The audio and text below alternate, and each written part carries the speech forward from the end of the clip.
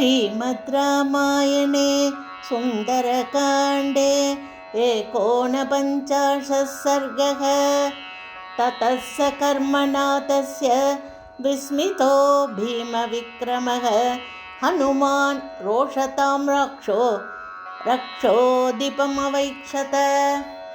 व्राजमानं महार्घेण काञ्चनेन विराजता मुक्ताजालावृतेनाथ मकुटेन महाद्युतिं वज्रसंयोगसंयुक्तैः महार्घमणिविग्रहैः हैमैराभरणैश्चित्रैः मनसेव प्रकल्पितैः महार्घक्षौमसंवीतं रक्तचन्दनरूषितं स्वनुलिप्तं विचित्राभिः विविधाभिश्च भक्तिभिः विवृतैर्दर्शनीयैश्च रक्ताक्षैर्भीमदर्शनैः दीप्ततीक्ष्णमहादंशैः प्रलम्बदशनच्छदैः शिरोभिर्दशभिर्वीरं भ्राजमानं महौजसं नानाव्यालसमाकीर्णैः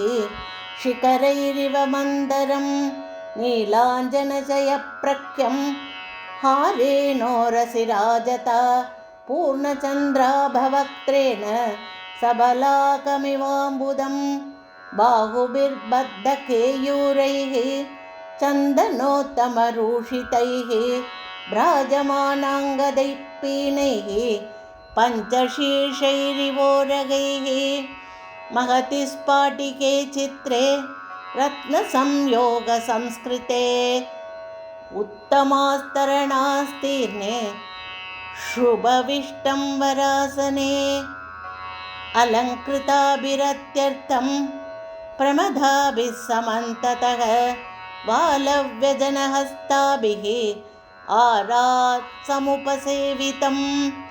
दुर्धरेण प्रहस्तेन महापार्श्वेन रक्षसा मन्त्रिभिर्मन्त्रतत्त्वज्ञैः निकुम्भेन च मन्त्रिणा उपोपविष्टं रक्षोभिः चतुर्भिर्बलदर्पितैः कृष्णं परिवृतं लोकं चतुर्भिरिव सागरैः मन्त्रिभिर्मन्त्रतत्त्वज्ञैः अन्यैः च शुभबुद्धिभिः अन्वास्यमानं सचिवैः सुरैरिव सुरेश्वरम् अपश्यत् राक्षसपदिं हनुमान् अतितेजसं विष्टितं मेरुशिखरे सतोयमिव तोयदं सतैः सम्पीड्यमानोऽपि रक्षोभिर्भीमविक्रमैः विस्मयं परमं गत्वा रक्षोदीपमवैक्षत। भ्राजमानं ततो दृष्ट्वा हनुमान् राक्षसेश्वरं मनसा चिन्तयामास तेजसा तस्य मोहितः अहो रूपम् अहो धैर्यम् अहो सत्त्वम् अहो द्युतिः अहो राक्षसराजस्य सर्वलक्षणयुक्तता।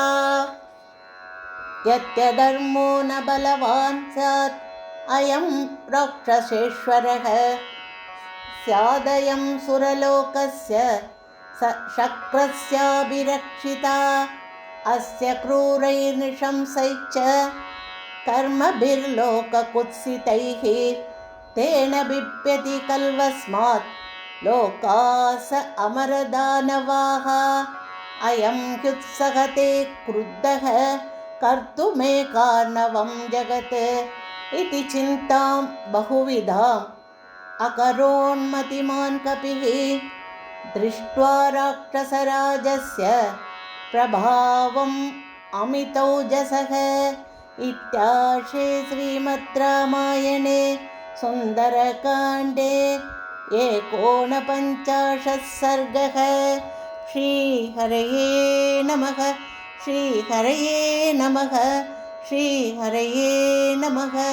जानकीकान्तस्मरणं जय जय राम राम आञ्जनेयमूर्ति की जय।